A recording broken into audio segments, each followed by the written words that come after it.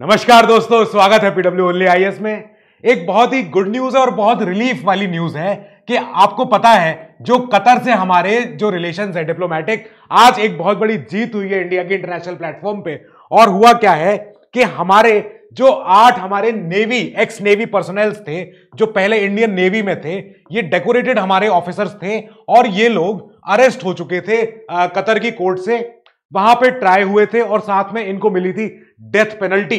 अब ये death penalty को हमने कई महीनों तक फाइट किया और आज हमने इस डेथ पेनल्टी से जीत के हम अपने ऑफिसर्स को वापस इंडिया ला पाए। अब पूरा मैटर समझना है कि हुआ क्या है। हमें यह तो पता है कि कतर में हमारे इंडियंस काफी सारे रहते हैं, वहां जाते हैं। कतर में हमारे प्राइम मिनिस्टर ने भी कई बार हमारे ये वहां पे जैसे कहते हैं स्टेट विजिट करी है। अब कतर में एक कंपनी है जिसका नाम है अल दाहरा। तो अल दाहरा जो हमारी कंपनी है वहां पे कई सारे इंडियंस उसमें डिप्लॉय होते हैं, एम्प्लॉय हो रखे थे और उन्हीं में कुछ हमारे स्पेशलिस्ट हमारे ऑफिसर्स थे जो यहां पे इस कंपनी की मदद कर रहे थे।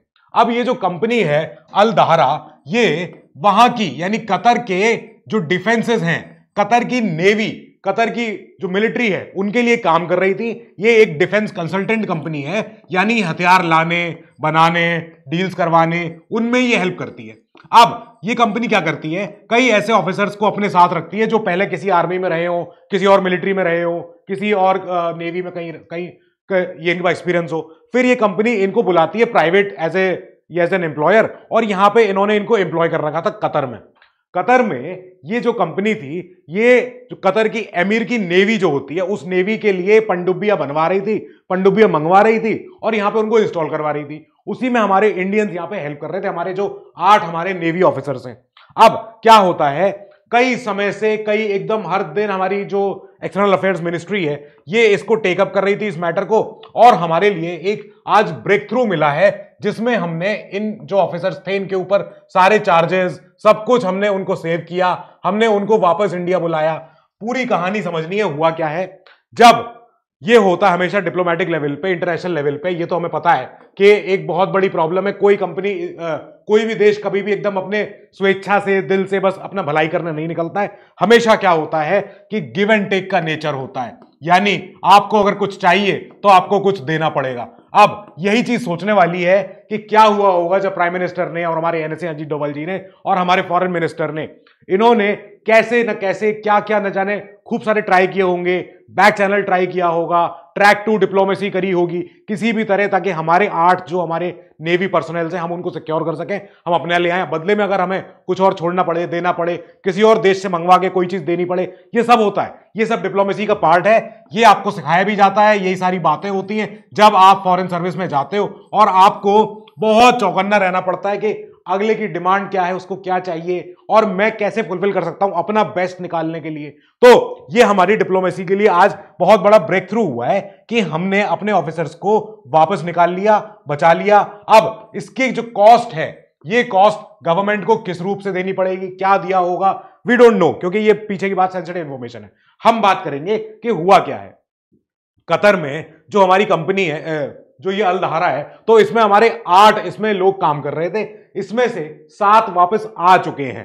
केवल एक कमांडर पूर्णेंदु तिवारी जी नहीं आ पा रहे हैं क्योंकि उनको सबसे ज्यादा कड़ी सजा मिली हुई है, उनको 25 साल की सजा मिली है और उनको वहां पे अभी उनको सजा काटनी पड़ रही है। अब मिनिस्ट्री ये बात के लिए पूरी अड़ी हुई है, तैयार है कि हम इसको भी फाइट करेंगे, हम हमारे 8वें हमारे सपूत को, भारत के सपूत को वापस लेके आएंगे। अब हुआ यही है कि जो इंडियन नेवी वेटरन्स थे अभी वापस आते हैं, इनके आज एयरपोर्ट पे आज इनकी फोटोग्राफी होती है, काफी अच्छा वेलकम भी होता है और इनसे अभी हो सकता है कि हमारी इंटेलिजेंस एजेंसी कुछ बातें करना चाहें, कुछ हो सकता है उनसे पूछना चाहें, तो अभी हम चाहेंगे कि मीडिया हो या कोई भी हो इनको भी डिस्टर्ब ना करे, इनको अभी प्रेशराइज ना करे। सेंसिटिव मैटर है, डिप्लोमेटिक मैटर है, कॉन्फिडेंशियल मैटर है। अब हमें यह जानना है कि ये जो लोग हैं, कैप्टन नवतेज सिंह गिल जी, कैप्टन सौरभ वशिष्ठ जी, कमांडर पूर्णेंदु तिवारी जी जो नहीं आ पा रहे हैं, कैप्टन वीरेंद्र कुमार वर्मा जी, कैप्टन सुगुनाकर पागला जी और हमारे कमांडर गुप्ता जी, तो ये लोग हैं। कमांडर अमित नागपाल जी भी हैं, सेलर रागेश भी हैं। ये लोग यहां पे काम कर रहे थे, अल दाहरा के लिए काम कर रहे थे, एक पनडुब्बी के लिए जो पनडुब्बी आ रही थी इटली से। ये पनडुब्बी इटली से यहां पर कतर आनी थी और इसको कतर की नेवी में भर्ती होना था। इस इस पनडुब्बी को। इसके लिए हमारे इंडिया के एक्स नेवी ऑफिसर्स को बुलाया था अल दहारा ने कि आप हमारे यहाँ आ जाओ, हम आपको पैसे दे देंगे। साथ में यहां पे काम करने के दौरान अमीरी नेवल फोर्सेस के लिए ये लोग काम कर रहे थे। ये लोग अब ये उनके कंसल्टेंट्स थे। इनके ऊपर यहां पे चार्जेस लगाए जाते हैं कि आपने जो है जासूसी करी है, आपने इजराइल के लिए जासूसी करी है। अब पूरे केस की टाइमलाइन समझनी है। क्या होता है 2022, आज से 2 साल पहले अगस्त में क्या होता है, इनको पकड़ा जाता है। अल दहारा की कंपनी को बोला जाता है कि आपके यहां कुछ लोग हैं जिनको हम अरेस्ट करने वाले हैं क्योंकि एस्पियोनाज कर रहे हैं, यानी ये जासूसी कर रहे हैं। अब स्पाइंग बहुत बड़ा मैटर होता है किसी भी देश के लिए, चाहे कोई भी हो।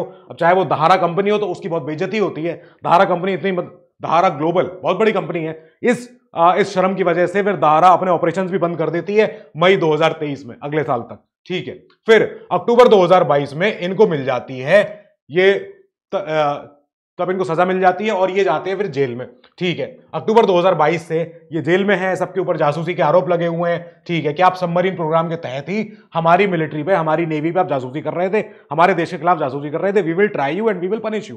ठीक है, मार्च में चार्जेस फाइल होते हैं and they are being tried under the Qatari law, क्योंकि जो कतर का लॉ है वही उनके ऊपर लगेगा, उनके देश पे हो रहा है। फिर मई में अल दहारा अपना सारा ऑपरेशन सब बंद कर देती है, वहां से हट जाती है पीछे कि अब हमसे यहां पे काम करने दे नहीं रहे हो, काम हो नहीं सकता है, हमारे ऑफिसर्स को आपने अरेस्ट कर रखा है। ठीक है, अक्टूबर 2023 में यानी पिछले साल, अभी 6 महीने पहले हमने देखा कि इन 8 इंडियंस को मिलती है सजाए मौत, कि इनको फांसी की सजा दी जाती है कि अब आपने जासूसी करी है, you will be punished bye death. ठीक है, फिर हमने देखा कि ये कतर की कोर्ट ऑफ फर्स्ट इंस्टेंस ने ये सजा दी है। ठीक है, फिर इसके बाद हम इसको चाहते हैं कि हम इसको करेंगे अपील, क्योंकि एक बार तो अभी तो यही तो फैसला नहीं हो सकता है, आगे जाएंगे हम, यही तो हमारा रूल ऑफ लॉ है। हमने देखा कि 9 नवंबर को हमारी सरकार पूरी तौर से मेहनत कर रही थी और हमने इस ऑर्डर को चैलेंज किया आगे ऊपर, higher court in the Qatar. ठीक है, ओके, और उस कतर की हायर कोर्ट ने उसको एडमिट किया, उस अपील को। लाओ ठीक है, सुन लेते हैं। अब हमारे पास appeal was filed by the legal team of the detained Indian nationals. हमारे पास जितने सारे रिसोर्सेस थे, सरकार ने पूरी मेहनत करी, सब कुछ यहां पे लगाया, अपना दांव पेच किए, साम दाम दंड भेद, और हमने इस अपील को आगे पहुंचवाया। अब यहां पे क्या हुआ है कि अभी तक जो डेथ सेंटेंस थी वो हमने उसको क्या किया कि बोला कि हाँ भैया ये ऊपर जा रही है, कतरी कोर्ट जब तक हायर कोर्ट इस पर फैसला नहीं देगी तब तक आगे कुछ होगा नहीं। ठीक है, हमारी मिनिस्ट्री ने, अरिंदम बागची जी ने बताया था उस समय कि हम पूरी तौर से देख रहे हैं यहाँ पे क्या होने जा रहा है, कोर्ट ऑफ हायर अपील्स में क्या होगा, कोर्ट ऑफ कैसेशन में क्या होगा, हम बनाए हुए निगरानी, हम बिल्कुल चौकन्ने हैं। ठीक है, 23 नवंबर 2023, इसके बाद क्या होता है कि इंडिया ने खुद अपील फाइल करी ऊपर कि डेथ पेनल्टी नहीं दी जानी चाहिए चाहे जो भी हो। ठीक है, 7 दिसंबर 2023, यहां पे जो इंडियन एम्बेसडर हैं वो पहली बार मिलते हैं। इंडियन एम्बेसडर जो वहां पे कतर में है, जो हमारी मिशन के हमारे हेड है वहां पे, तो उनको कॉन्सुलर एक्सेस मिलती है, जो इंडियन नेवी के पर्सनल्स थे। कॉन्सुलर एक्सेस होती है कि आपको डिप्लोमेटिक सहायता मिलनी शुरू हो चुकी है। अगर आप किसी बाहर देश में हो और आपको अगर अपने देश की एम्बेसी से बात करनी हो, आपको अगर अपने देश की एम्बेसी से हेल्प चाहिए, तो हम उसको बोलते हैं कि हाँ भाई हमें कॉन्सुलर एक्सेस दीजिए, हम चाहते हैं कि हम अपनी एम्बेसी तक अपनी बात पहुंचवा पाए ताकि हमारे देश हमारी बात चली जाए। ठीक है, ये होना शुरू हुआ। हमने देखा कि इनके ऑर्डर के खिलाफ अपील फाइल होनी शुरू हो चुकी है और अब एक होप जानने लग रही है। कई बार ऐसा हो रहा था कि इस पूरे वाकये के दौरान जितने हमारे ऑफिसर्स थे, उनकी फैमिली मेंबर्स, उनके सब लोग जा जाके मर्सी पिटीशन फाइल करते थे, उनके सब लोग जाके हमारी सरकार को बोलते थे। हमारी सरकार कहती थी कि हम डिप्लोमेटिक तौर से बात करेंगे, हम ऐसा नहीं होगा कि हम हाथ जोड़ के एकदम ऐसे मांगेंगे, नहीं, हम डिप्लोमेटिक प्लेटफॉर्म पे हैं, हम एक उच्च लेवल पे हैं, we will talk like a state to state, हम ऐसे ही बात करेंगे। हमने ये देखा भी था। 27 दिसंबर को क्या होता है कि जो इंडियन नेवी जो हमारे पर्सनल थे, इनके ऊपर जो चार्जेस थे और उनको जो सजा मिली थी उसको एपेलेट कोर्ट ने कम्यूट कर दिया।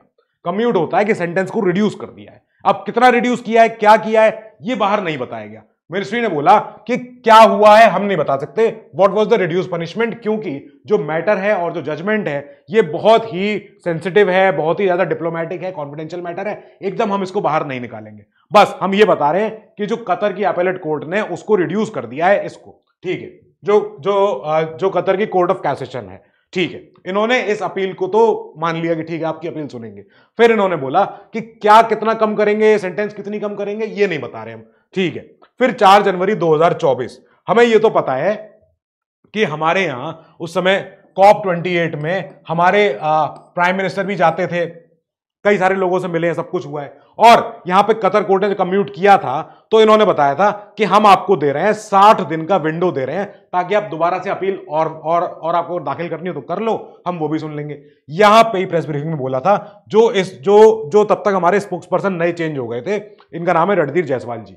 तो इन्होंने बोला कि हां, अब जो हमारी लीगल टीम है एमईए की, जो हमारा विदेश मंत्रालय है, इनके पास ऑर्डर आ चुका है, हम उसको पढ़ रहे हैं, बहुत ही ज्यादा सेंसिटिव है, बहुत कॉन्फिडेंशियल है। हम इसलिए नहीं चाहते हैं कि इस जानकारी को हम पब्लिक करें, क्योंकि ये एक सेंसिटिव इंफॉर्मेशन है, ये एक सेंसिटिव मैटर है, लोगों की जान का सवाल है, हम आगे नहीं बताएंगे, बस वी आर टेलिंग यू कि हाँ, सेंटेंस कम हो चुका है। ठीक है, यही पे बहुत बड़ी हमारी एक विन सामने दिख रही है कि हमने एक दूसरे देश को बोला कि प्लीज आपका लॉ है, मान लिया, पर लेकिन हमारे वो पर्सनल्स हैं, हमारे डेकोरेटेड ऑफिसर्स हैं, हम चाहते हैं कि आप उनको ऐसे ट्राई ना करो। अब क्या होता है 12 फरवरी को फाइनली, कल के दिन, यानी कि न्यूज आती है आज के दिन कि अब जो आपके 8 वेटरन्स हैं उनमें से हम 7 को छोड़ रहे हैं, जाइए। ठीक है, अब यहां पे इनको रिलीज कर दिया गया है यहीं पे। तो अब यहां पे यूनियन गवर्नमेंट ने बोला है कि ठीक है, हम उनको कतर, दोहा से लेके हम उनको दिल्ली बुला रहे हैं, आ जाइए यहाँ पे। ये लोग आ जाते हैं, इसके बाद यहाँ पे इनका वेलकम होता है, और हमारी यूनियन सरकार ने बोला है कि yes, we welcome the release of 8 Indian nationals working for the Dahra Global. अब आपका बहुत बहुत थैंक यू। जो आपके जो एमीर हैं, जिनका नाम है, बहुत बहुत बड़ा सा नाम है, शेख तमीम बिन हमाद अल थानी जी, हम इनका शुक्रिया अदा करते हैं, थैंक यू वेरी मच। और हम आगे भी ऐसे ही डिप्लोमेटिक टाइज की और आशा करते रहेंगे। हम उम्मीद करेंगे कि आगे भी ऐसे ही रिलेशंस हमारे मेंटेन रहें, और ये बहुत जरूरी है कि डिप्लोमेटिक लेवल पे हम एक दूसरे से कोऑर्डिनेट, कोऑपरेट करते रहें। Thank you very much. इस न्यूज के साथ हम बात करेंगे कि जो हमारे एक लास्ट हमारा सोल्जर है, कमांडर आपको याद है, जिनका भी नाम बताया हमने, पूर्णेंदु तिवारी जी, तो हम इनकी बात करेंगे कि अभी इनको रिलीज नहीं किया गया है। हम चाहते हैं, हम सोचते हैं, उम्मीद कर रहे हैं कि जल्दी इनका भी रिलीज हो जाएगा। आपको याद है 2021 में एक मुंबई कपल था जो हनीमून मनाने गए थे कतर, और उनके पास से 4.1 किलो हैशीश निकली थी, ड्रग्स निकले थे।